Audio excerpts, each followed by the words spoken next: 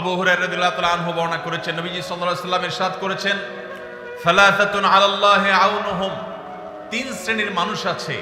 যাদেরকে সাহায্য করা, যাদের উপকার করা সহযোগিতা করা, এটা আল্লাহ তাআলা তার উপর তিনি কর্তব্য বানিয়ে নিয়েছেন। আল্লাহ তাআলা নিজের জন্য নিজেকে আবশ্যক করে নিয়েছেন। আল মুজাহিদু ফি সাবিলিল্লাহ, যারা আল্লাহর রাহে জিহাদে রত থাকেন, আল্লাহর রাহে যারা জিহাদে থাকেন, সেই মুজাহিদদেরকে আল্লাহ রাব্বুল আলামিন সাহায্য করা, সহযোগিতা করা, তাদেরকে আল্লাহ রাব্বুল আলামিন মদদ করাকে আল্লাহ নিজের জন্য কর্তব্য বানিয়েছেন। নাম্বার 2, ওয়াল মুকাতাব আল্লাযী ইউরিদুল আদা, যেই কৃতদাস মালিকের সাথে চুক্তি করেছে কোন নির্দিষ্ট অ্যামাউন্ট দিয়ে সে মুক্ত হবে,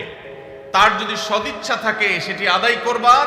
আল্লাহ তাআলা তাকে সেটা আদায় করার জন্য সাহায্য করবেন, আল্লাহর ওয়াদা আছে। নাম্বার 3, যেই ব্যক্তিকে আল্লাহ রাব্বুল আলামিন সাহায্য করা ওয়াদা আল্লাহর আছে, আল্লাহ তাআলা সাহায্য করাটাকে তার জন্য কর্তব্য বানিয়ে নিয়েছেন, তিনি হলেন আল্লাযী ইউরিদুল আফাফ, যে যুবক, যে মানুষ বিবাহ বন্ধনে আবদ্ধ হয়েছেন, তার উদ্দেশ্য তার চরিত্র যেন কালিমাযুক্ত না হয়, চরিত্রকে হেফাজত করবার জন্য যে বিবাহের পথ বেছে নেয়, নবীজি সাল্লাল্লাহু আলাইহি ওয়াসাল্লাম বলেছেন, এই বিবাহ করা মানুষ, এই চরিত্র রক্ষা করা মানুষ, এই বীর, একে আল্লাহ রাব্বুল আলামিন সাহায্য করা,